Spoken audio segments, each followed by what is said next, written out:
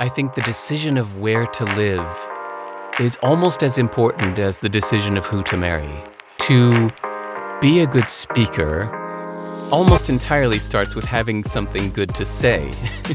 So then it's not the worst thing. It's still nervous and my heart is pounding out of my chest. But it's better to just have one single idea per article. Before this episode starts, I have a quick favour to ask of you.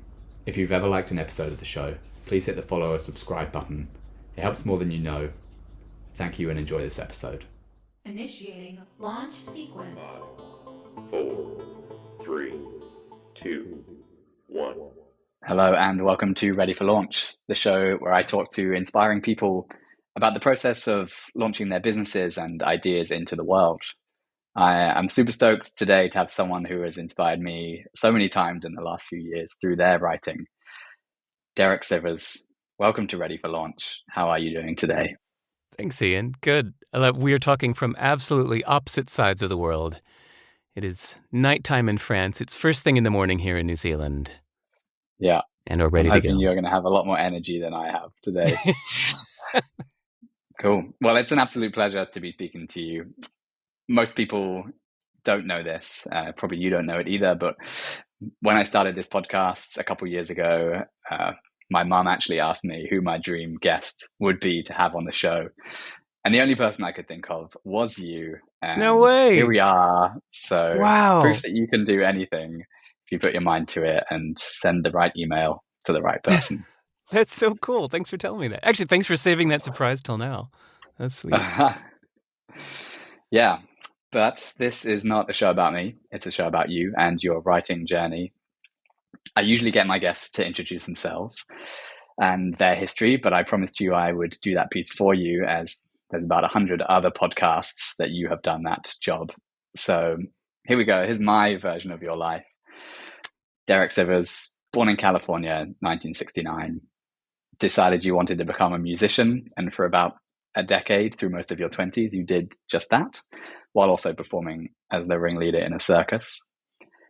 You then kind of accidentally started a company called CD Baby that sold the music of independent artists. And about 10 years later, you sold that company and donated the proceeds to a charitable trust. You then decided to become a speaker, performed at TED, and then went on to publish 4 books. During all of that, you've moved from Oregon to California to New Zealand to England and I believe back to New Zealand. And you're now writing your 5th book. And today you're here to talk about that on the show. Is there anything you'd like to add to that? Yeah, actually, I'm here to talk more about the listener. I get uncomfortable when I think it's about me, because I think anybody listening to this show is not really here to learn about me. They're here to learn about things that they could apply to their own life. So I think a few times if you start asking about me directly, I might kind of deflect it into lessons I've learned that I think your listeners could use. That is absolutely fine. So you are back in New Zealand again, where it is winter. What is it about New Zealand that brought you back there, of all the places you've lived? It helps to have a rational checklist of where you'd like to be based on what you know about yourself. I think the decision of where to live is almost as important as the decision of who to marry. I think that your location affects so many things in your life. It affects the people you're around, the amount of ambition you're around. It affects the values that you're surrounded by, especially if you decide to have kids, then your location is going to choose your kids' values. Yeah, I know a Muslim family from India that moved to New York City when their kids were tiny, when they were babies, and assumed that they would be raising good Muslim children. But of course, they're living in New York City, so their kids just adopted the local values, and the parents are so frustrated. And I think, well, the place you live chooses your values. So I think we should put a lot of deliberate thought and intentional action into choosing where we live. So New Zealand is the right place for me for now, mostly because of my kid. I think it's about the best place in the whole world to raise a kid, especially young kids. The The nature, the freedom here is just a very free lifestyle. Not a lot of crime outside of Auckland. Just a lot of trust and freedom and good values. So yeah, my kid has just grown up running around safely in this nature paradise. I think it's been the best for that. So that's really the main reason I'm here. Did you have to try a lot of different places before you realized that, like, where felt right for you? Yeah. So for me personally, if it weren't for having a kid, I was living in Singapore and loving it. I was loving being in this hub in the middle of Asia, this amazing travel hub. I loved the people of Singapore. I love the government, actually. The government of Singapore is amazing. So interesting to get to know. But then my kid was born, and after a few months, I realized, okay, if he grows up in Singapore, he's going to grow up completely indoors. There's not a lot of outdoors in Singapore. There are some parks in between highways, but I just realized that I thought it was important for kids to have that connection with the real physical world, of water flowing around their ankles and mud squishing between their fingers. And I think that connection to the real physical world is important. And so, yeah, chose to move down here from Singapore after realizing that Singapore wasn't the best place, in my opinion, to raise a kid. I think it would be a great place to be a teenager. I think it would be a great place to be 20s, 30s. Hell, I think it's a great place to be in your 60s or 70s. The elderly are very incorporated into society, not hidden away. I think it'd be a great place to be old. Yeah, I love Singapore a lot, but just not for this. So I guess the other lesson learned from this is that there's not necessarily one right place forever. At different phases of your life, there might be times where the right place for you to be is New York City, and then the right place for you to be is France. Yes, I certainly understand that mentality of the importance of nature. I grew up in London, one of the best cities in the world, I still believe, Yeah, me but I too. moved to Canada, 6 or so years ago, and just being on the West Coast in the mountains like really changed my values on like how important being in nature was. And Yeah. since then I've just been moving to smaller and smaller mountain communities where everyone around you is like an adventurer and spending Mm. every waking minute that they're not working exploring the wilderness. Ian, how old are you now? I'm 35.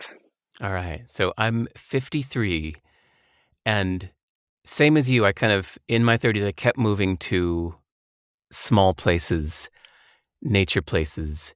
And suddenly now, just this year, at the age of 53, I stopped through Dubai because my plane was transferring there. So instead of just 2 hours in the airport, I turned it into a 2.5 day layover.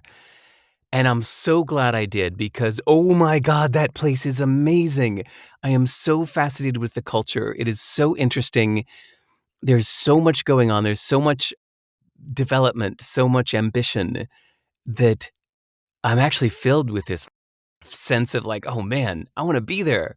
So if it weren't for feeling like I need to be here with my kid right now, I think I would be in Dubai or Bangalore, India. That's the other place that filled me with this excitement. So point is, the where you are right now might just be a long phase, right? Like it might be suddenly at the age of 45, you want to be back in London or want to go to Shanghai or Mm-hmm. something.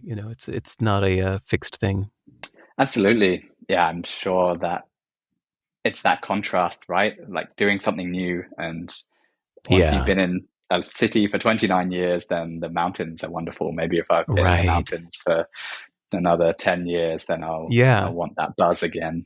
exactly. Yeah. We'll see. So you have lived a lot around the world. During lockdown, I remember your view of travel actually changed, and you kind of realized that you could learn so much, if not more, about a culture without visiting because there's this wealth of knowledge or like maybe this idea that people believe they're learning by traveling, but actually you could learn a lot more from a book than a lot of people do traveling. It is now easier to travel again. Has your perspective changed, or are you still feeling that same idea?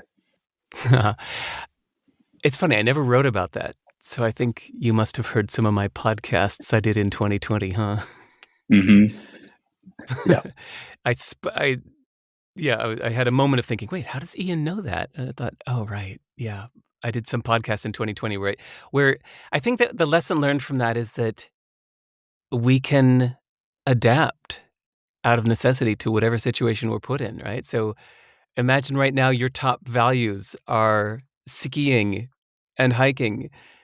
And imagine next month you get in an accident and you're paralyzed and you can't ski and hike anymore. You would have to change your values to adapt to your situation. And it wouldn't be the worst thing. It's amazing that interviews with people that have been paralyzed, they often say it's the best thing that ever happened to them because it made them reassess their values. And now they're living more deliberately.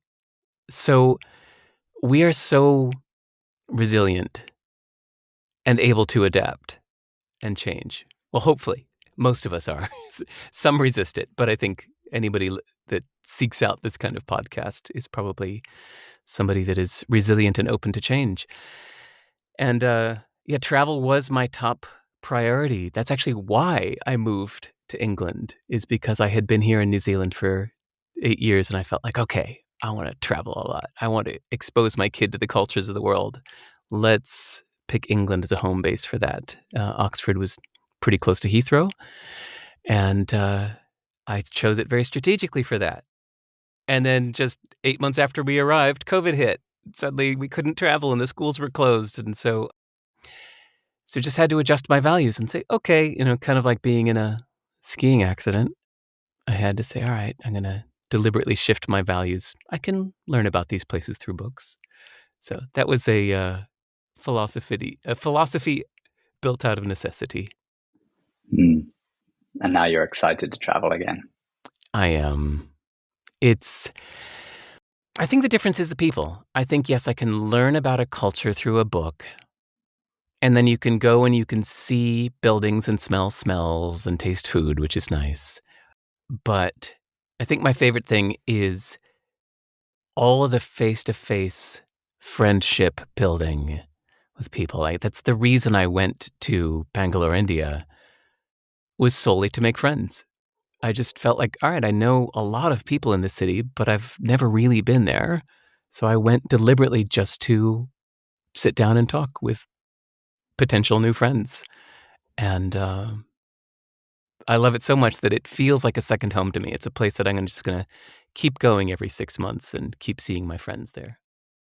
So yeah, that's the difference to me, is the that you can't get from a book, is the friends you can make from spending physical in-person time with people. Mm. I know you often use your mailing list as a way to find people to connect to in advance.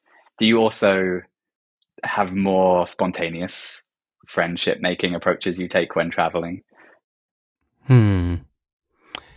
Yeah, both. These days because my boy, who's 11 now, doesn't travel with me because he's in school. Usually, sorry, about, a third of the time when he's on a school holiday, we'll do a trip together, but 2/3 of the time he's here in school. And so I do these short trips because I don't want to be away from him for too long. So I will go across the world somewhere for like 6 days. And just because of that, I tend to contact the people that I already know through email and just like have lots of back-to-back, meet as many people as I can. So that's what I did in Bangalore and Chennai, India, is I sat down and met with 50 people in 7 days, which meant every day I was having about 7 1 to 2 hour long meetings. And there isn't a lot of time for spontaneity in that kind of schedule, but that's okay. It was totally worth it. I got to have 50 long, wonderful sit down conversations in 1 week. And that was amazing. And yeah, I think one of the best things I've ever done with my life. Fantastic. I'd love to shift gears a little bit, and let's start talking about your speaking and writing. I believe when you kind of left the business world and took a break, you decided you wanted to be a TED speaker. And I think you'd always been writing before that, but what's the connection between writing and speaking for you? Was one an important part of was writing an important part of becoming a TED speaker, or are these very separate journeys for you? It's part of the same. To be a good speaker almost entirely starts with having something good to say. A brilliantly written speech that is delivered imperfectly will be better than a poorly written speech delivered beautifully. So I realized it all still really comes down to the original creation of the idea that you're sharing. And then you just get up on stage and you share the idea. And as long as you're not a complete drone about it, I think it will be well received. So, yeah, to me, I had been just an entrepreneur that people only knew me as the guy that started CD Baby.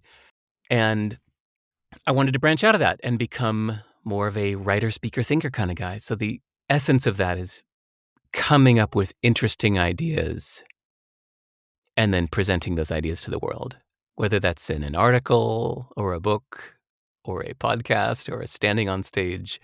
Didn't really matter as much as the initial creation of the idea. Hmm. Do you think there is a difference with when an idea has to be portrayed through a blog post or a book versus speaking on stage? Like, do you save certain things for stage versus the written word?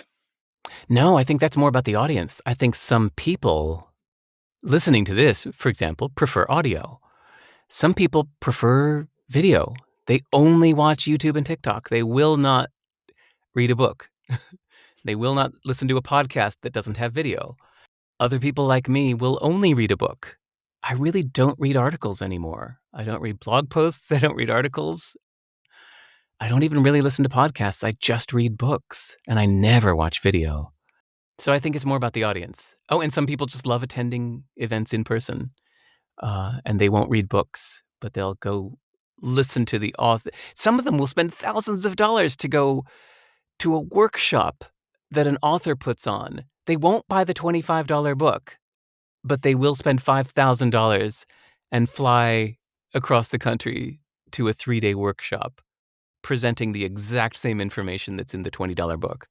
That blows my mind, but that's just how some people need to receive the information. So no, I think that's more up to the audience. So as somebody who creates ideas, I think it's our job to try to share those ideas in every format as best we can.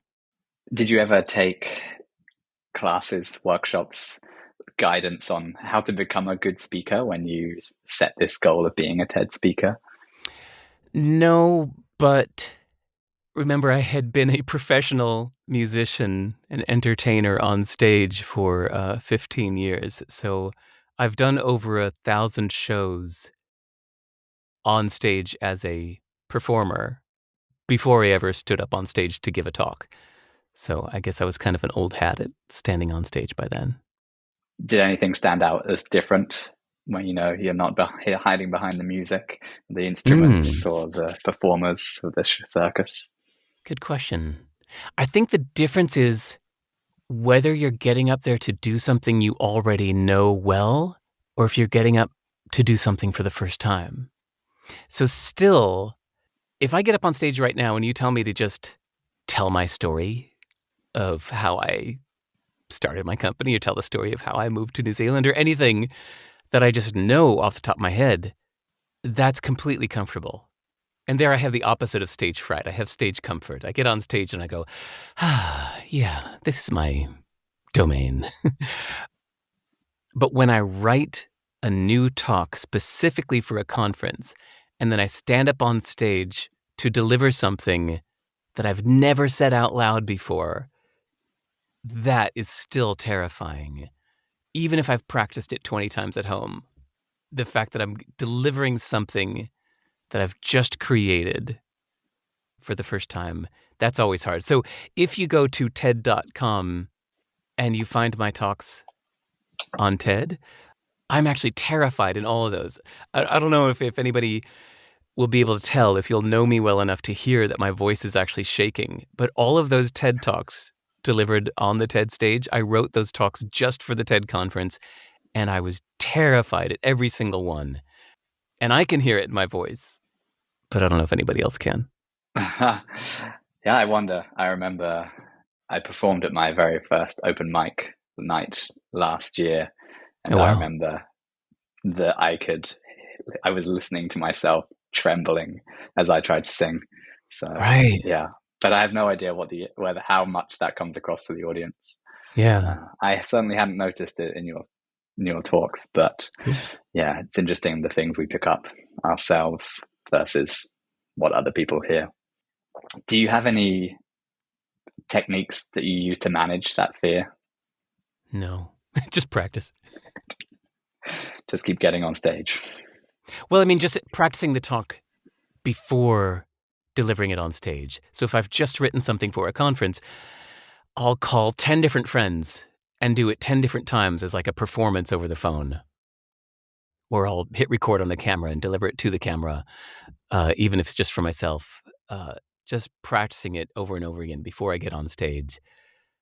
So then it's not the worst thing. It's still nervous and my heart is pounding out of my chest, but that's the best practice, I think, is just do it over and over again before you get on stage. Do your friends give you critiques? Are they like giving you feedback on what you've done, or are they just Yes. listening? Oh, dude, this one time I wrote a talk that I worked for like 2 solid months on this talk that I was planning to knock out of the park at this big conference called the World Domination Summit, put on by Chris Guibolo in Portland, Oregon. The year was 2006. And a huge conference. He'd been asking me to come for years, and I finally said yes. And I knew it was going to be a big audience, so I spent 2 months writing this talk. And then, like 5, 6 days before the conference, I said, okay, I'm done. I've written this talk. This is going to be amazing. And I called a few friends and I delivered the talk over the phone to them. And like the first friend said, like, Derek, that sucked. That was awful. She said, that was terrible. She said, I just tuned out after 2 minutes. It was so bad. And I was kind of like, hey, fuck you. But then I called the next friend, somebody totally unrelated. I said, hey, I've got this new talk. Do you want to want to hear a preview of it? She said, yes. Oh my God. Yes, yes, yes. Hold on. Okay. Got my cup of tea ready. Okay, go. And I delivered my 20-minute talk to her. And afterwards she went, that was really bad. And yeah, every friend that heard it told me that, no, that's just a really bad talk. That's not even not great. That's terrible. So I tried improving it over the next few days, and I got to the conference, and it was literally the night before the conference. I could just tell, okay, this is not going to go well. So I got up on stage and I told my comfortable story of how I started CD Baby, the lessons I learned growing my company.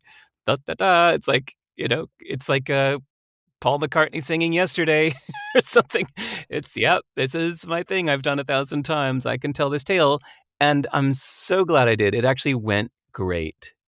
Yes, I'm bored of telling that story, but the audience had never heard it before. And because I'm so comfortable telling it, I think I was funnier. Yeah, I think it's actually, I'm glad they actually had really nice cameras set up and they made a really good recording. So if you go to my website, it's at sive.rs/WDS, as in World Domination Summit. That's the URL where I put that talk. I got the video of it. And I got to say, it's like the best recording of me speaking on stage. So I'm glad I didn't wing it with the new talk.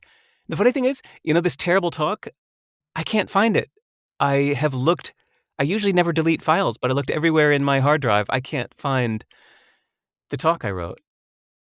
So, but I can tell you that my book called How to Live is the same format as that talk. So my book, How to Live, works well in writing because every sentence is meant to be pondered. It's very dense. There's not a single wasted word. So my friend's critique was that you just can't deliver that amount of density live on stage. You can't hit people with 250 ideas in 10 minutes. That's just too much. And they were right. So, yeah. If you want to see what the talk was, it's basically my book called How to Live, which I think is a great book, but a bad talk. Would it have been actually some of the same content or just a similar style in terms of alternating viewpoints? Oh, similar style, not with the alternating viewpoints, but with the directives, the truisms, the one sentence of, do this, do that. Independence is this. Live this way. Do that. And that's why both my friends that heard it said it was entertaining for the first minute or two, and then it was just too much. It was just like you were stuffing food in my face and wouldn't stop. Fascinating. That's so cool. I mean, What it's a good. about It's if anybody gets up on stage to tell a story, just remember. Actually, I believe the same thing with writing an article. It's better to just have one single idea per article. Don't try to make an article with 10 ideas in it. If you have 10 ideas, make that 10 separate articles. And if you do get invited to get up on stage to give a talk, get up there with just one or two ideas and present the one or two ideas succinctly and make it a good short talk, but don't overload people with too many ideas. what is the one idea of your comfortable talk that you did present at WDS? Like your story what is the summary of that? That's basically my first book called Anything You Want. That's the other reason it was so comfortable. It was 4 years after I wrote that book, and I was just telling the stories from that. So it was really just the story of how I built and grew CD Baby, but the one core idea out of it is that the Tao of business is not to focus on your profits, but to focus on generosity.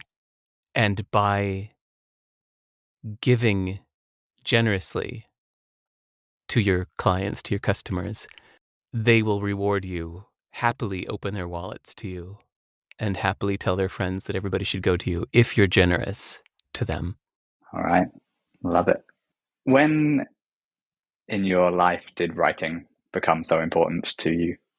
Just a few years ago, actually. Until a few years ago, I called myself an entrepreneur and a programmer. But yet, all of my heroes were authors. These books I was reading were just my favorite things in life. And the authors of these books were the people that I most wanted to be like. And when I realized that one day, I realized that I think I am an author because this is the way I'm facing. This is what I care about the most. I haven't started a new business in a while, so I'm not really an entrepreneur. I'm an ex-entrepreneur, former entrepreneur. I have been an entrepreneur, but am I currently entrepreneuring? No. So why do I keep calling myself that? And programming is my favorite hobby. I love it, but I don't think that's my one and only thing. And I realized that if you look at who your heroes are, it gives you a good indication of which way you're facing and therefore which way you're going. Do you not think being a published writer is a type of entrepreneurship? Like, what's the difference? No, the difference is that's the difference between making art and having an art opening. The artist in the studio, let's just do the classic oil painter or sculptor, is thinking only of the art, is trying to make the best painting or sculpture they can. And hopefully is focused entirely on that and making it the best art they can. And then when they're done, their agent, their dealer, whatever it may be, I don't know that world, says, okay, well, you've got 20 works here. Let's have an opening. And then that's the party to celebrate your art and to sell some. But that's such a different thing than the making of the art itself. So no, when I'm writing, I'm just trying to make the best damn writing I can. I don't care one bit if it sells or not. And then when the book is done and I've decided to release it, which I think is a wonderful verb, we release an album, you release a book, you let it go out into the world. Then you can focus on the business and you can click into a different mindset and you can look at this thing that you made over the last year or two and that's now done and you can help sell it. But that's a very different mindset. I wouldn't call it the same thing. How important do you think that act of publishing or releasing, whether that's digital or physically, how important is that to the actually seeing yourself as a writer? Oh, it's crucial. I mean, if you're not releasing, then you're just journaling. If you're not posting it publicly, if you're just keeping things to yourself, well, then you need to admit that's just a journal. You're not really being a writer. You're just journaling for yourself. I think to be a writer, the unspoken necessity of that definition is that you have to release it to the world. Otherwise, it's just your diary. Is there a range of like what counts as releasing? And I ask this because I've started a writing about my experience in France because I've just Oh, moved cool. to a new country, and it is published on the internet, but like only a handful of people know that it exists. And I'm curious that is it, do you believe that it's just it's there out there to be found, or do you have to put in the work to make it be found by more people? Is like there a spectrum along there that like writer is over here and journaler is over here and some people No. are sat in the middle? Off the top of my head, I've never really thought about this, but I think of it as kind of binary, I guess. It's either completely private or it's public. Even if you just put it on a I don't know, what's an old live journal, blog spot. I'm thinking of like those old blogging tools that nobody goes to anymore. Uh-huh. Even if you were to just put it on something like that with an audience of 2, as you say, that counts. It's out in the public now. It is released to the world because one of those 2 people might go post something about it and turn into 20. So just the fact that it's out there, that the public can see it, that you're writing, whether you're writing for the public or not, yeah, there is something about just having it be out of your hands that means you are officially writing now. Which, by the way, I think the best way to do a book, by far, is to do individual essays, articles that become chapters so that every idea is given its own article, therefore its own chapter. And then later, sorry, forget the word later. I'll come to that later. So you put out your ideas one at a time and you give each idea its own spotlight in its own post, its own article, its own essay. One idea each. Give that idea its spotlight. And then later, when you've got enough of these, say you've got 40 or 80 of them, you can wrap them up and say, okay, this is a book now. And then it becomes a fascinating book because every little chapter stands on its own. Every chapter is worthy, and every chapter has already seen the light of day, has already had eyes on it. Ideally, has already had feedback from people along the way. So then it makes for a much stronger book than if you just try to write a book in hiding and think of it as a whole book. I think it's so much better to release individual chapters. I guess this doesn't apply if you're creating a long fictional work. It can. I mean, I think some of the great books, the David Copperfield books or whatever, were serialized as individual chapters released once a month in a monthly magazine or a biweekly newsletter or whatever, and then later put together as a book. But I think of this mostly for nonfiction, that it's like what you're doing, journaling your move to France. I think that'd be a great format for you to put out, keep putting out these posts. Then maybe after 5 years, you take the best of and put it into a book. Yeah, maybe I will. Do you said you loved that format of writing a book. Is that how you're going to approach all of your future books, or do you think you'll flip and say no, like actually the best way to write a book is to do one whole story and release it at once and then just I expect that I will keep changing. I think I did that with music too, that I think if you've done one thing for too long, it's healthy to change it up, change your approach. To me, I think of the contrast between AC/DC and, say, David Bowie. So AC/DC did the exact same kind of music from 1973 until, I don't know, 5 years ago. They did the exact same thing over and over and over again. They changed nothing. It takes a certain personality type to do that, to do something new 50 years ago and change nothing. And I think there's those of us with more curious minds, more intellectual ambition, God, that sounds snobby, can keep challenging ourselves to try new things. This is what I love about Brian Eno and his approach to producing records. And so no surprise that he worked with David Bowie. David Bowie went through many different phases and took on different personas, different musical styles, different approaches to writing and recording. Paul Simon did this too, even changing the whole way that he wrote songs. He experimented for a few years with stream of consciousness writing, that he would go record the tracks first, like 3 to 4 minute long pieces of music, start to finish, recorded with instrumentation and everything, and then just start bouncing a tennis ball off the wall while stream of consciousness singing over the tracks, and recorded a few albums that way after years of sitting down pen in hand to write songs the other way. So I think it's healthy to change your creative habits, whatever your creative habits are, or your work habits, to go try the opposite. If you say, no, I'm just a co-working kind of guy, well, then go try solitude for a while. Or if you've been doing solitude for a while, go put yourself into a busy, collaborative space, just to try the other approach. I think just keep shaking up your creative habits to pull out different sides of yourself. Yeah, it's certainly something I think is important to do. I think as a listener, as the audience of music or any type of artist, you often want the opposite though, because you fall in love with someone for their style. Yep. And then when they go and change it, they like alienate a lot of their existing audience. Yeah. But that's beautiful, because that's, God, the role models of Miles Davis, Bob Dylan, these guys both had a core audience that wanted them to stay the way they were.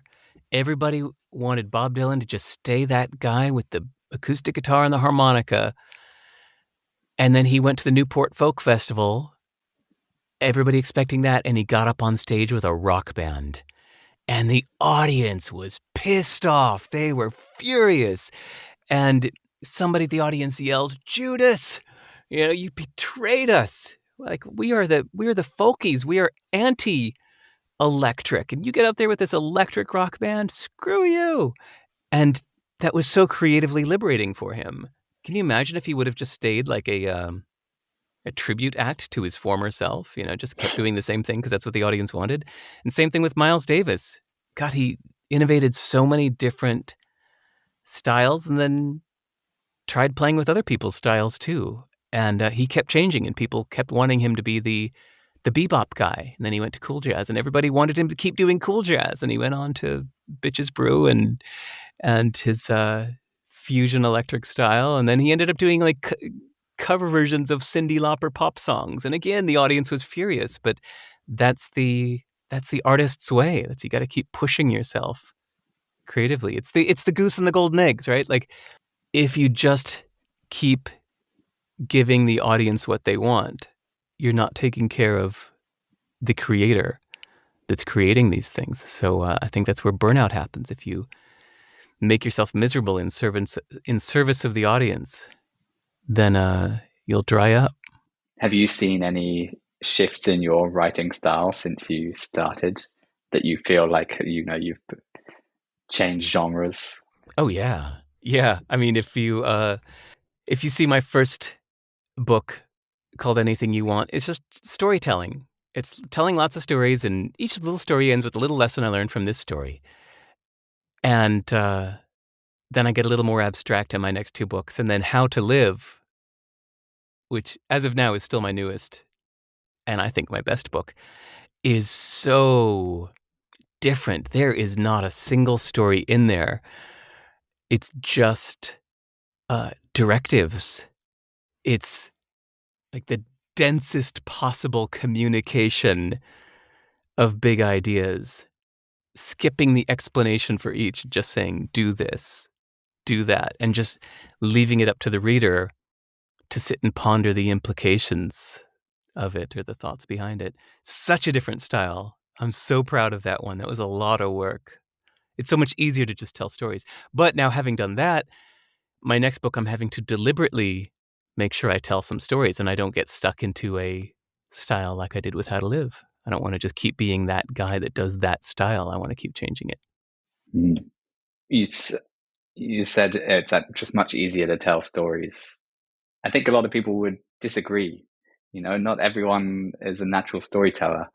And I agree. It depends if you have the story already. I meant if you're just telling your own stories, like, yeah, here's something that happened. Yes, there's a little craft to the story. But if you already have the story, it's easy to just tell the story.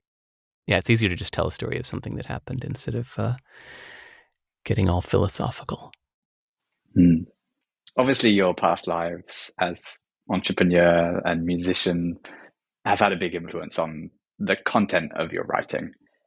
Do you think they have also influenced your approach to being a writer beyond the content?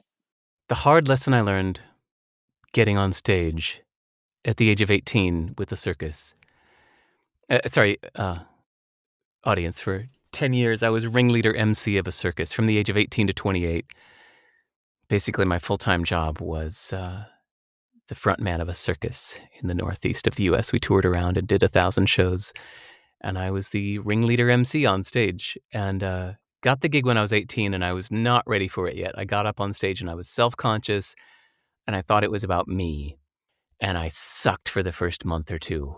And finally, after much prodding, I did what my boss kept telling me to do, which is, no, go out there and give them a show. This isn't about you. They're here to be entertained. It's kids and families. They want entertainment. Go be dramatic. And so, almost in a rebellious, defiant way, I got up on stage and played a caricature of the carnival barker. And I was like, ladies and gentlemen, what you're about to see right now on stage is one of the most amazing things. We are going to have elephants jumping up here. We're going to have snakes falling out of the sky with parachutes. You're about to see one of the most amazing shows you've ever seen in your entire life. So sit down. It's only 3 minutes of showtime. Get ready. Choo. And I was just like, and I came backstage like, there. And they went, yes, finally, thank you. That's what you need to do. And I went, wait, really? You want me to do that? And they said, yes. That was fascinating. Did you see the kids' faces? Now they're excited. And I went, oh, okay. And I realized, like, that was my epiphany moment. It's like, oh, this isn't about me. Nobody cares about me. I am just the provider of entertainment. And so I still feel the same when I got on stage at the TED conference a bunch of times in 2010. None of those talks were about me. It's actually weird to me when I see people get up on TED and on a TED stage and tell the story of their life. It's like, this isn't about you. We're here to learn something. And that's why I pushed back a bit at the beginning of this call when you said, here, we're here to talk about you. I was like, no. This is about, I'm just here to provide the intellectual entertainment for the audience. This isn't really meant to be about me. I'll share the things that I've learned, but really it's about the audience. So yeah, I think that's the thing that's where my past has influenced my present work. You have published 4 books to date, and you're now in the progress of your 5th, which we're all very excited about. Where would you say you are in that process right now? Oh, I'm still... okay, I would have said a week ago I'm still discovering what it is. But no, actually, just as of this week, I think I've solidified what the new book is. I've decided what it's going to say. I've got rough drafts of a third of it. And so now I think it's time for me to stop deciding what it's going to be and just kind of make it concrete. So, yeah, sorry, that was very abstract. So, audience, the book is called Useful, Not True. And in short, let's see if I can sum it up in the the 4 main points it's going to make is that, number 1, pointing out that almost nothing is absolutely, positively, objectively, necessarily true. Almost everything is subjective. All these things you hear people say as truths, unless it's a physical, observable reality not filtered through the human mind, then I define that as not true, which doesn't mean false. It just means not necessarily absolutely true. And I think this is really useful because a lot of the obstacles, the things that hold us back in life, the disempowering beliefs are not true. And it's good to point that out to liberate your progress. Then, number 2, since almost nothing's true, you get to make up your own beliefs or choose your own beliefs that serve you right now. You get to use beliefs as placebos because motivation is delicate. Motivation matters. And you need to hack your own motivation to do what you want to do, to be who you want to be in life. So it's about choosing your beliefs intentionally, living intentionally by choosing what to believe.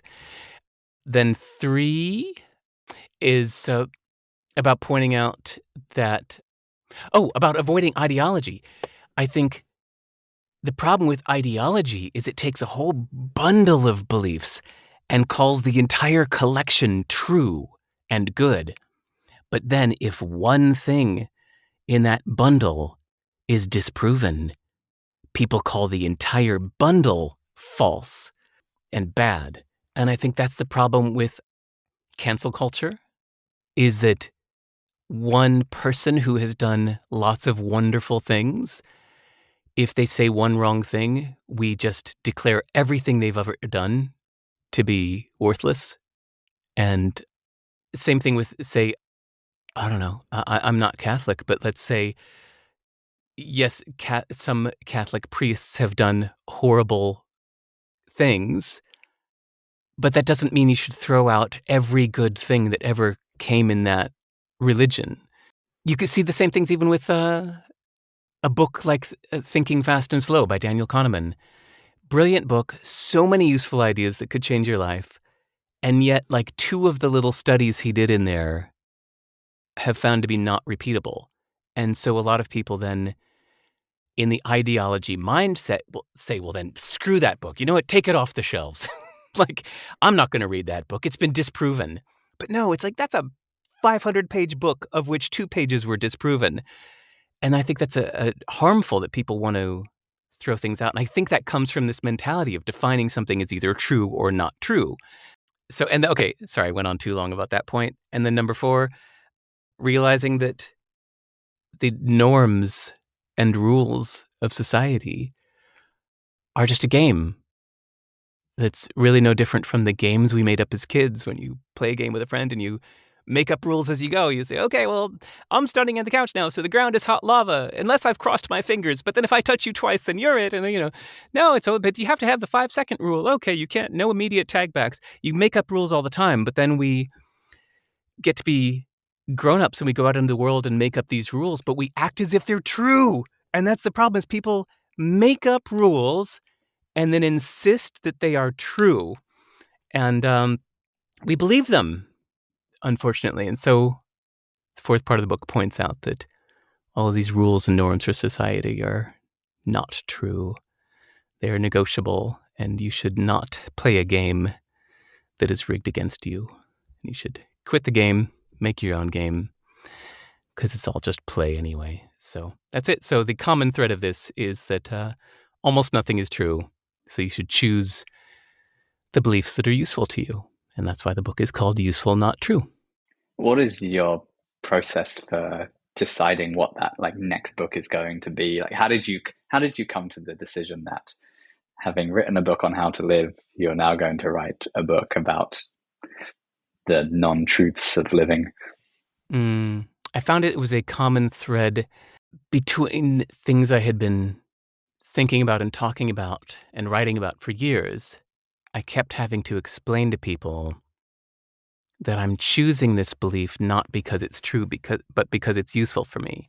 So a common one is correcting biases.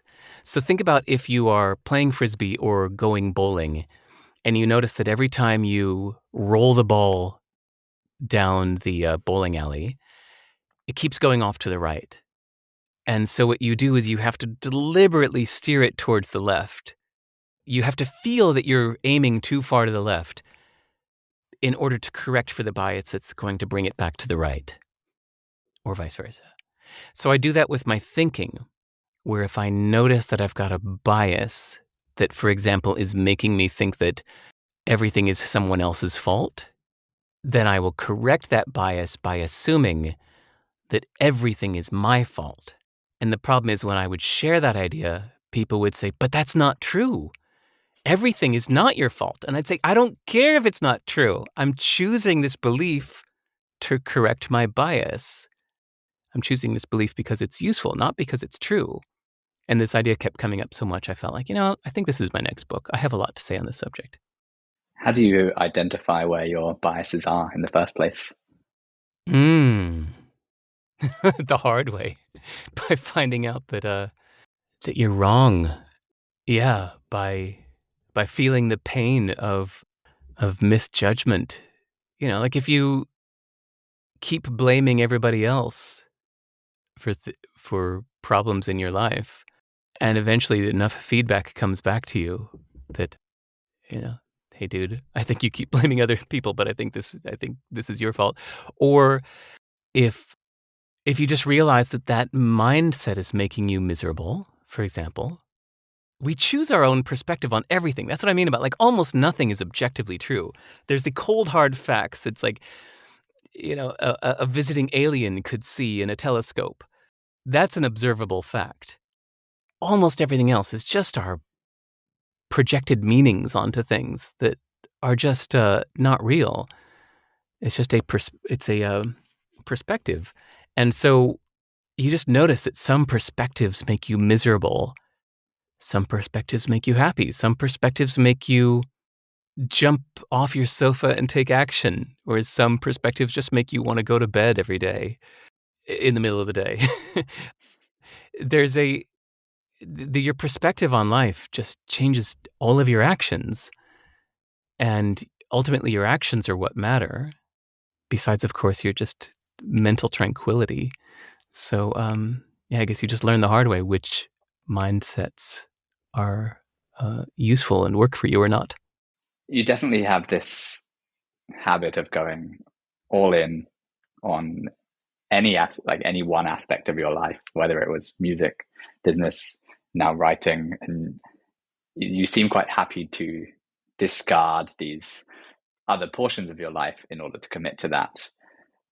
That is quite a rare trait, as far as I can tell, in people. And I wondered, has that just always been your natural way of being, for as long as you can remember, or is this something you have chosen to deliberately work on? And is this one of those truths you've defined for yourself? Is that I'm just going to do something 100%?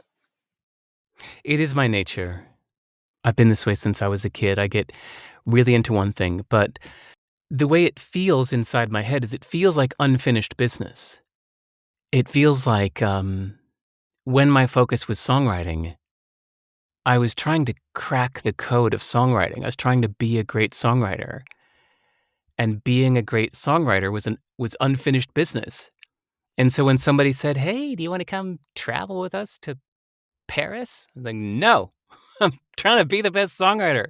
They're like, "Dude, come out, hang out and have drinks with us." "No, I'm trying to be the best songwriter." They'd say, "Hey, do you want to start a business?" "No, I'm trying to be the best songwriter." And that's what was kind of funny about the birth of CD Baby, by the way, is that I was quite focused on being the best musician and just being a successful musician. And what became CD Baby was just me building something to sell my own CD. But then my musician friends kind of begged me, like, "Hey, could you sell my CD through that thing so I don't have to recreate your entire engine from scratch?" And I was like, "Okay, well, as a favor to friends, yes." And then it just friends told friends, and it took off. And I had to let go of my defiant refusal to do anything but music. But then once I had started CD Baby, then I was all in on trying to make the best little company for musicians that I could. I wanted to be the best distributor for my musician friends. And then that became my obsession for 10 years. That was my unfinished business. Like, no, there are too many things I need to do to make this the best distributor it can be. And my girlfriend said, "Hey, let's go travel." And I'd say, "No, I'm trying to do this thing." Somebody said, "Hey, man, you should, do you want to be an investor? You could get involved in Silicon Valley startups." I'd say, "No, I'm trying to be the best distributor I can be." So it just feels like unfinished business. I guess it doesn't seem like there's ever a point that you know what the finished business, like that you know that you've got to that finished business. Oh, It just yes. seems that something comes along and takes over at No, some Ian, point. that's what was funny about why I sold CD Baby after 10 years is for the first time in my life, I think, maybe the only time in my life, it felt like my work was done. I had been doing CD Baby for 10 years, and I had really made all of my ideas happen. And it felt done. I felt like somebody that's been painting a mural for years and puts on the last brushstroke after years of work and stands back and looks at it and says, "Yeah, I think that's it." So that's how I felt with CD Baby after 10 years. I had made it do everything I wanted it to do. I had succeeded. And it felt like what do you call it? The reward, the payoff. No, hold on. Damn, there's a term I'm forgetting here with like the amount of effort versus the amount of return you were getting. It felt like after 10 years, I had done almost everything I wanted. And yes, I could have put in a ton more effort to make incremental improvements, but it felt like for the most part, my work was done here. And so that's why I sold. Mm. But And it seems. was a relieving feeling. Sorry, go ahead. What? I was going to say that seems quite different to the end of the music era for you, though. Yeah, definitely. Yeah, the music one I had to rationalize myself into letting go of. I had wanted to be much more successful than I was. I was just successful enough that I could rationalize it and say, okay, well, I did that, right? Like I had been a professional musician full time for, I think, 6 years at that point. I'd been paying my cost of living just by doing music.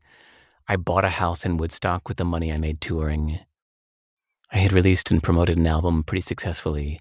So I could say, like, okay, I did that. But that was more of a rationalization to help me feel the mental tranquility to move on and turn my attention to the next thing. It's interesting. What is your no, scrap that. Do you think your writing process has changed as you become a more prolific publisher? No.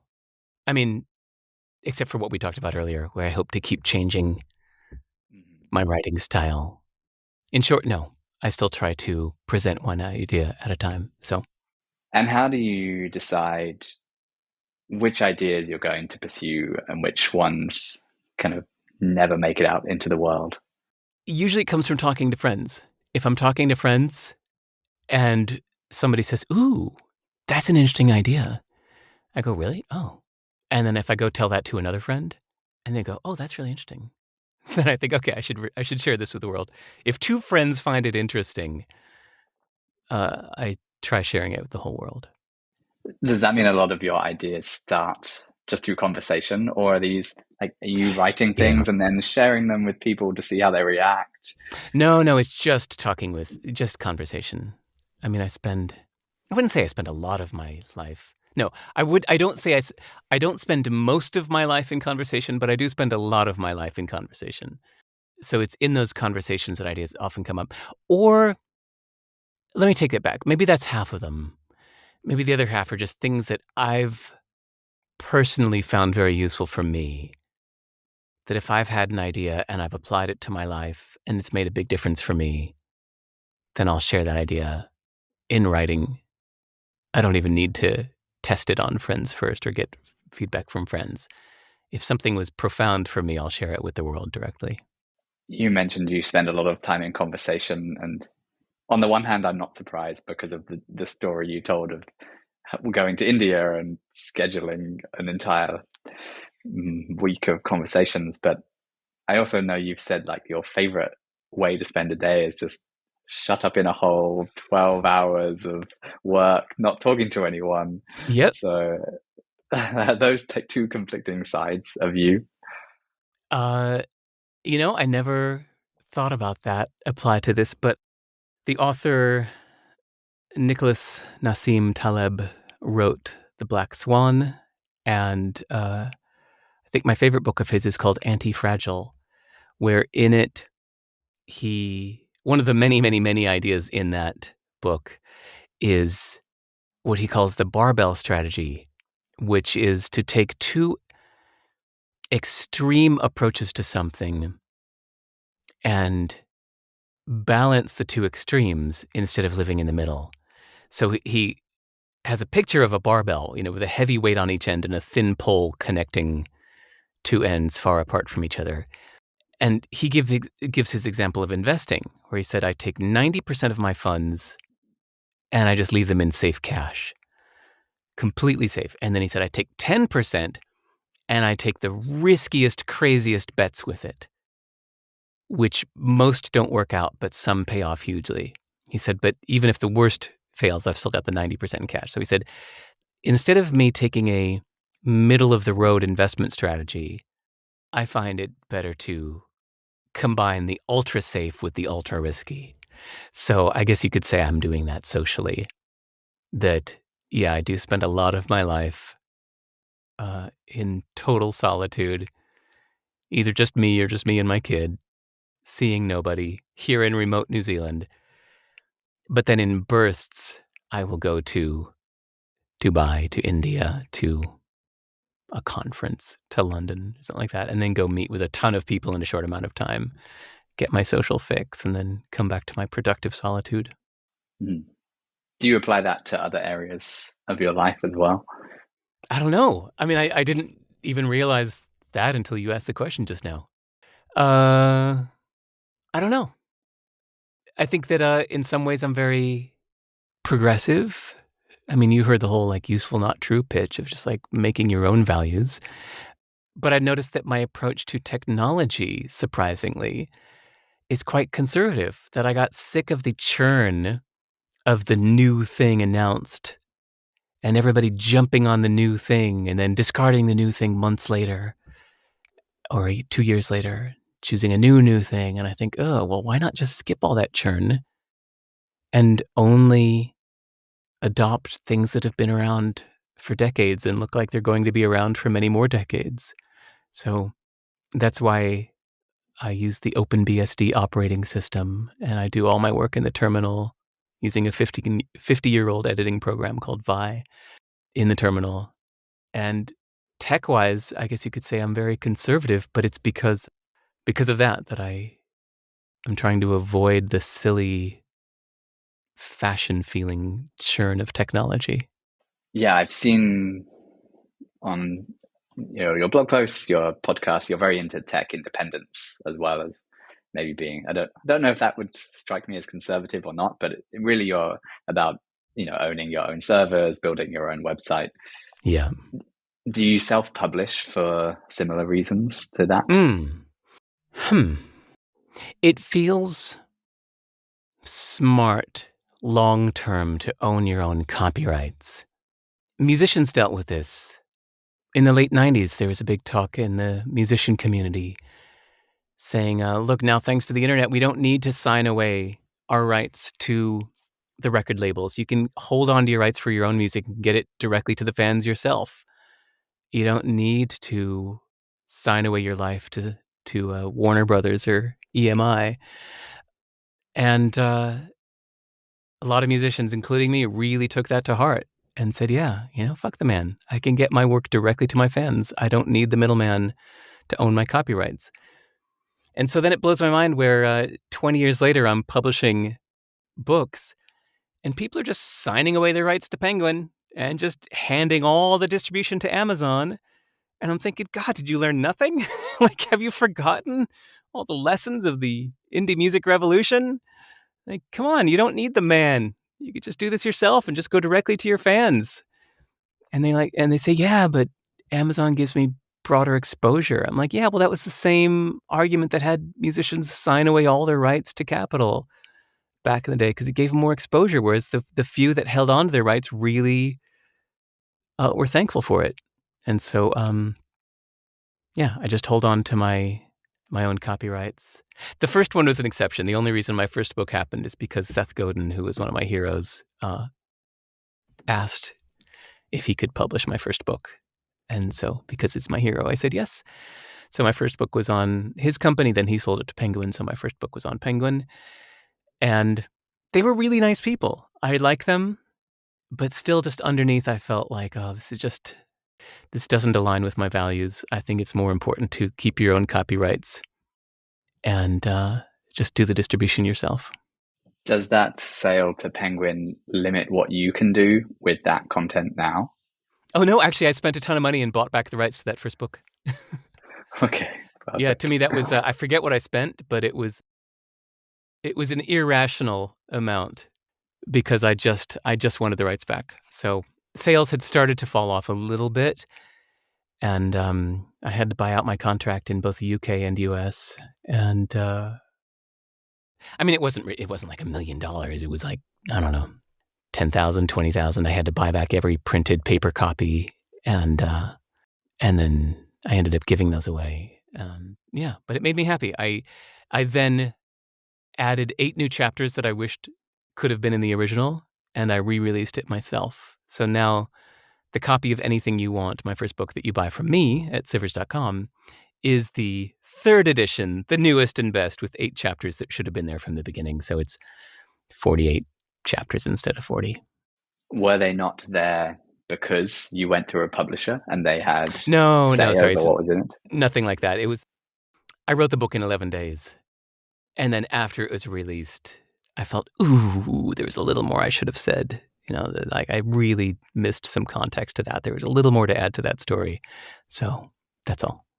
How long is your new book going to take in comparison, do you think, from 11 days to your first book? Well, see, that's, what I said earlier about it's easy to just tell stories that have already happened. The book, Anything You Want, was comprised of stories that I had just been telling for years, anecdotally. And so, I mean, I wrote it in 11 days. I could have written it in 11 hours. It was just telling my story in a very practiced way that I had tested those stories on audiences for years. And so all I had to do was just put them in writing. So the new book with Useful Not True, I'm really still, or I was up until just a few days ago, discovering what the book is even about. So those 4 bullet points I gave you a few minutes ago of what my next book is about, I only decided on those a few days ago. Up until a few days ago, I wasn't even sure what this book was about. I knew that I wanted to write about this subject, but I had a lot more exploring to do. So I think I decided 10 months ago that I was going to write this book. And I spent a lot of the last 10 months reading a lot of other people's books on similar subjects, seeing what other minds have thought about this subject, and contacted a philosophy teacher, and she told me about the school of pragmatism. And I read, God, I don't know, 5 or 6 or 7 books about pragmatism. And then I learned about nihilism, and I read a few books about nihilism. And then I learned about skepticism and existentialism, and kind of read all of this and thought about how it applies to what I wanted to say. And yeah, so there was a lot more discovery. I wasn't just blurting out something I know already. Is this the first book you've done that kind of large amount of external research for? Yeah, first ever, yeah, because it was a very different kind of book. It was more of a curiosity for me. And how has that process gone for you? Much harder. We'll see if it makes it much better. How will you judge that? Good question. There's 2 halves of this. There's the pleasing yourself no matter what the audience thinks, but then there's also the audience reaction. So sometimes you can have either way. My last book, How to Live, I was so happy with it. I didn't care if nobody liked it. If everybody on earth said, I don't get it, it's not for me, I would have said, I don't care. I think it's brilliant. I think it's my favorite book I've ever read. But there have been other times that I put something out into the world, like my little article called Hell Yeah or No. It was just like I sneezed that thing out in 3 minutes. And a lot of people, 14 years later, are telling me how much it changed their life. And that just surprises me because I didn't think it was that interesting of an idea. But then I'm happy to know that a lot of people found it really useful. Uh, so, I mean, ideally you have both. Ideally, you're really proud of something you make and people really like it. But it can be either one is fine. Given that you didn't think that the hell yeah or no idea was that important, do you think there are maybe other things that you never released to the world because you thought, doesn't matter, and actually could have been transformational? Yeah. And in fact, I wrote something kind of meta about that called Obvious to You, Useful to Others, or something like that, which is, just because something is obvious to you doesn't mean it's not helpful to other people. Oh, yeah, I called it Obvious to You, Amazing to Others. Because sometimes something that to you just feels like, well, yeah, duh, people will find, oh my God, that's amazing.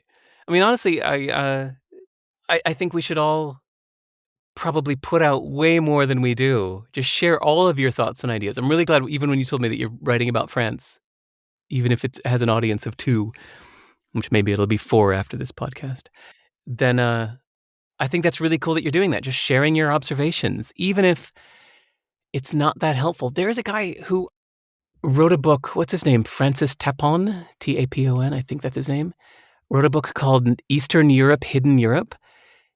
It was it wasn't a great book, but I'm really glad he wrote it. It was a great travelogue of his very unique, quirky, personal experience traveling through Eastern Europe for a long time and really immersing himself in every one of the countries in Eastern Europe. He's a wonderfully extreme character that in order to save on travel costs, he just brings a sleeping bag with him, and he's found that, for example, graveyards are a great place to sleep because people don't go in there at night. Nobody will bother you. So he wrote his book, which is it's a wonderfully flawed book, including his romantic crushes and going on far too long about this and that. And but I'm really glad he wrote it because when I wanted to learn a little bit more about Eastern Europe, I went looking for books, and there were a bunch of very official looking ones, and I chose his and read it and loved it, and I'm so glad I did, and contacted him afterwards to tell him how much I loved it. And he's finally writing his book about Africa now because he ended up going to Africa for years after that, going to every single country in Africa for a total of 3 years or something, and is currently writing his book about that. But I actually tried to help him get a publishing deal for it, but nobody would bite because he doesn't have a big audience. But I'm really glad he's writing it. Yeah, I was going to say you were pushing publishing on other people, but not for yourself. No. He asked me, can you help me get a publishing deal? He needed money. He needed an upfront advance to cover his expenses while writing it. That's why he wanted a publishing deal. Maybe that's why most people do. I don't know. Yeah, it certainly would be my assumption that like I wouldn't feel I had a big audience. So if I was going to release a book, I would assume I would need someone to do that. But I think that's just everyone is just trying to push the pressure onto an external party. Yes. Yeah. So. Because if you take it on yourself, well, then the marketing of it, the promotion of it is solely up to you. Whereas the catch is that even if you sign with a major publishing company, the marketing and promoting of it is still up to you. It's just that they give you a little nudge. Yeah. Yeah. I've certainly found with my writing, I even that idea of like I can't remember how you phrased it, obvious to you, amazing to others. Like I shared one of these recent articles with a friend back in Canada, and I was just like, oh, they might be interested because it's about a topic that they care about. And then their response was like, this is fantastic. Can I share it with like all of these other people? Nice. Okay. So, yeah, you never know what's going to. You have to read Au Contraire. Do you know this book? I've never heard of it, no. Oh, dude, it is one of my favorite books of all time. Au contraire, Figuring Out the French. It is a book about, it is explaining French culture to outsiders. And it was written by two people, an American that's been living in France for decades and a French woman that's been living in America for decades. And the two of them have an LLC company called, I forget what, but they help companies do business in France. So they, for 20 years or something, they've been professionally helping outsiders work in France. And so it's not like they just kind of made this one book out of the blue. This book is the result of many, many years of explaining to many, many people how to understand the culture of France. And it is the most insightful book I've ever read on a country's culture. Watching the English was also very good, which that might be interesting for you to read after Au Contraire, to then read a book about England, because I forget her name, something Fox. Watching the English is, to me, the second best book I've ever read about a country's culture. So for you, I'd highly recommend go read Au Contraire, Figuring Out the French, and then afterwards try reading Watching the English. Perfect. Yeah, I'll definitely look those up. It's been interesting having the people I meet here comment on like, oh, that's such an English thing to do. And like, so I wonder if the things in the books are the things that people notice. But I've been told that we like to have like very roundabout ways of telling an idea rather than just getting to the point. But I don't know if that's an English thing or just an Ian thing. Once I read the book, I'll know, perhaps. What about when you're, when you're in the middle of writing a book, you obviously know you have this idea that you want to produce, but do you ever struggle during the process of realizing that idea itself? And if you do, how do you get past that? Sorry, I don't have any good wisdom on this. This is the first book that's been difficult for me. How to Live took me 4 years to write, but it was just, that was crafting. I knew exactly what I wanted it to be, and it just took 4 years of hacking at the words to make it what I wanted. This next book, Useful Not True, it took me a while, as I described, to figure out what I want it to be. So that's what's been difficult about it. So sorry, that's not very applicable to anybody else's life or work. That's okay. Do you think that, I guess we've talked about this a little bit, but in terms of helping others, but do you think people should write and publish for their own benefit? Like, should more people be doing this? I love that when I learned that the word essay comes from the French word essayer, which is to try, to attempt, that it was Michel Montaigne, I don't know how to say his name, Montaigne, that coined the term of writing his little articles. He called them essays because he was attempting to figure out what he thinks about something. He was trying his ideas by writing about them. There's a metaphor of saying you aim the gun and shoot it to see if it shoots straight. Like if you find a pistol on the ground, you pick a tree and you aim it at that tree to see if it shoots straight. So you write an essay to see if your ideas shoot straight.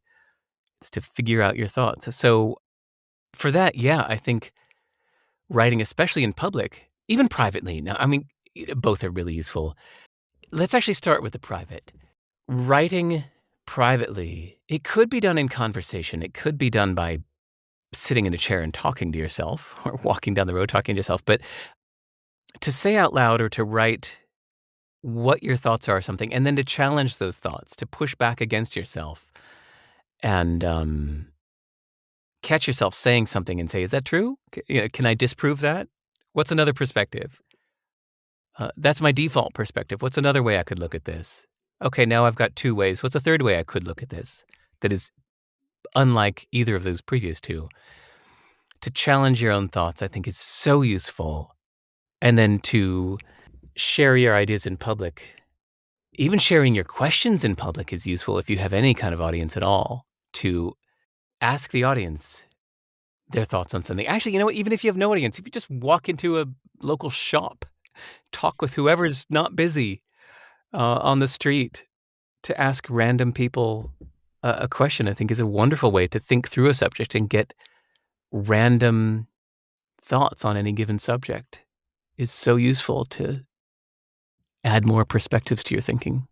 I certainly helped it for myself, like helped me work through ideas. But I remember you were talking about that word essayer, the kind of origin to try. And I remember, I think Paul Graham wrote a piece about this, about Mm-hmm. how like this idea of writing to discover is like so antithetical to how we're taught about essays in school, where you're Mm-hmm. like trying to just lay down this fixed decision that you've made about a point instead of using the writing to discover what you should be thinking.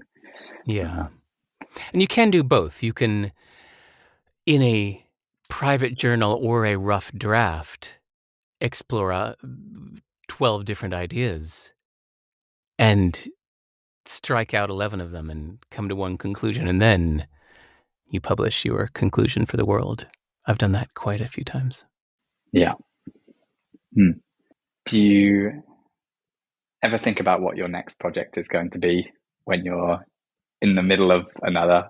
You know, are you someone who has this list of ideas that are coming next, or is it Well, all yes, I have a focused? list, but do I think about? No. Okay, so I keep a folder called Possible Futures. Of every time I get some new thing I'm excited about, instead of ceasing to work on the one I'm on, I just jot down all of my ideas into a text file and I put it in a folder called Possible Futures.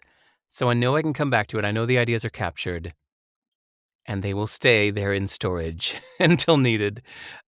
But then I get back to work on the one I'm doing now. I think I learned over the years the importance of completing something. That if I keep letting myself get distracted, then the thing I'm doing will never be complete. And that can feel like being 11 months pregnant. You know, it's like, just get it out. Get this thing out of me. I need to move on. Need to get this out and be done with it. So I think it's important to complete what you're doing first and then turn your attention to the other things. Do you actually, once you have wrapped up an idea, do you actually like go to that folder, open it up, see what's in there, and pick something from Yeah, it? Or by that point, have you absolutely. already figured out?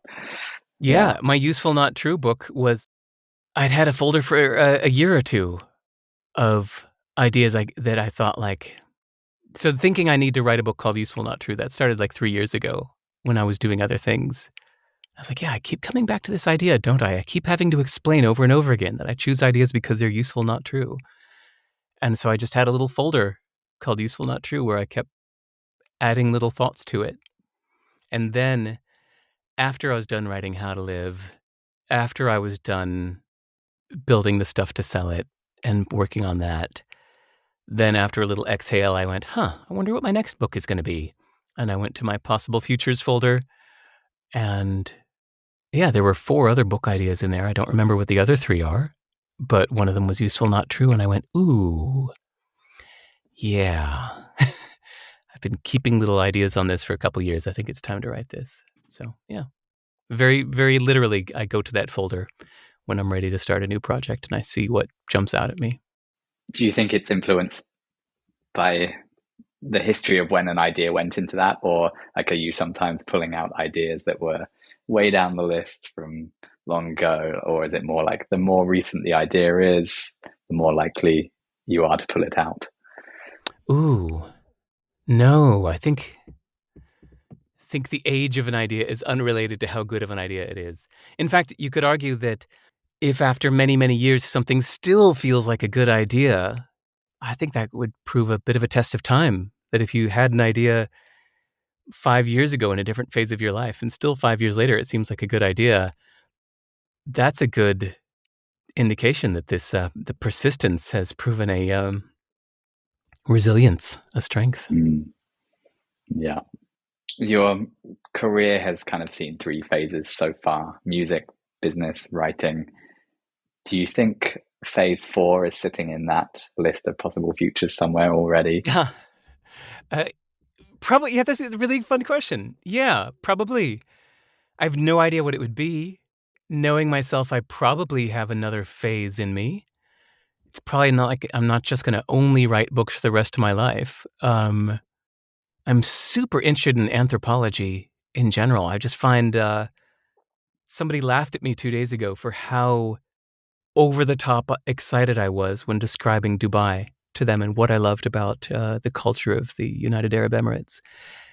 And she just laughed and said, "Oh my God, I haven't heard anybody this excited about anything in months." I went, "Really? Hmm, weird." To me, it's just fascinating.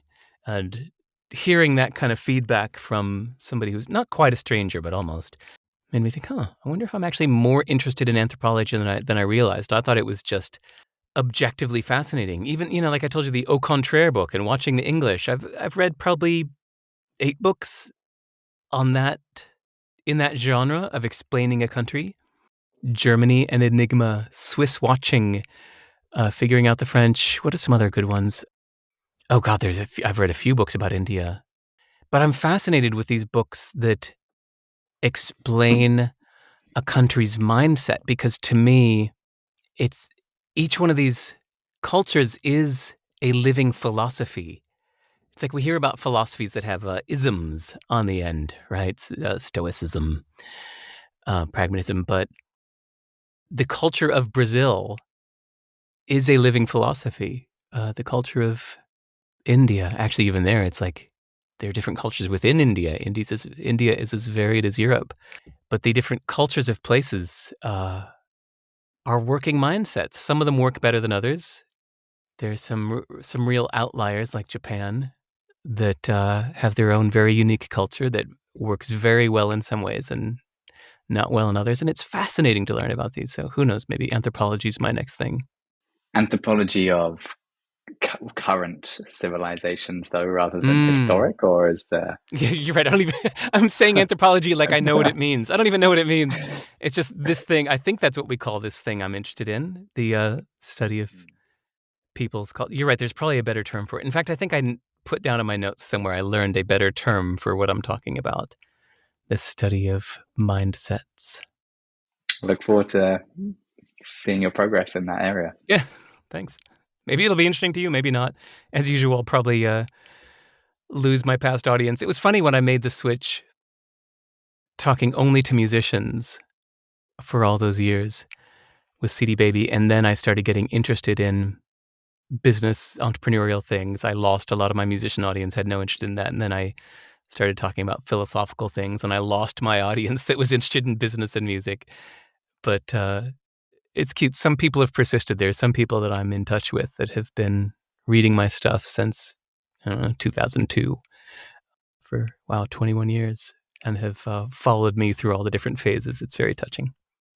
Mm-hmm. I'm sure I'll be following you still. Don't worry. You'll still have at Thank least you. one reminder. What is something useful but not true about being a writer, in your opinion? That people want to hear what you have to say.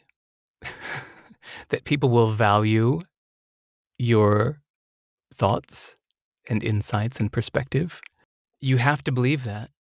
I noticed that as a musician, as a teenage musician, I was really convinced with every song I wrote that this one was going to change the world. This was going to be a huge hit someday.